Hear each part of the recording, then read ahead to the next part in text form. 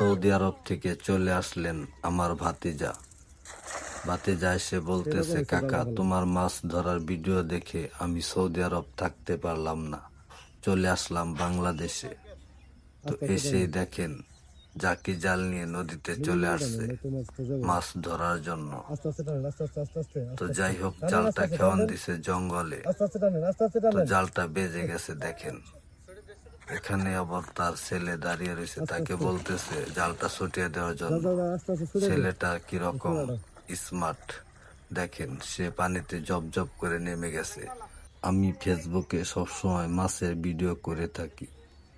আমার এই ভিডিও যদি আপনাদের ভালো লেগে থাকে অবশ্যই লাইক, কমেন্ট, শেয়ার করে পাশে থাকবেন।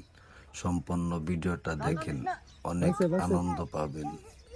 তো যাই হোক, ইতিমধ্যে দেখেন ছোট বাচ্চাটি ডালটা ভেঙে ফেলাইছে। তো আমরা শেষ পর্যন্ত দেখি জালে কি মাছ আসে। তো যাই হোক, ভাতিজাকে বললাম আস্তে আস্তে টানো, হয়তো বা বড় মাছ পড়ছে। ভাতিজা বলতেছে আল্লাহ ভরসা, দেখি কি মাছ পড়ে। এই দেখেন ভাতিজার একটা ছোট ছেলে, সে এসে পড়েছে। এই পাশে আরেকটা ছেলে দেখতে পারতেছেন, এটা হচ্ছে আমার ছেলে। তো দেখেন তারা কিভাবে সুন্দর করে মাছ ধরতেছে। অনেক ভালো লাগতেছে আজকে আমাদের।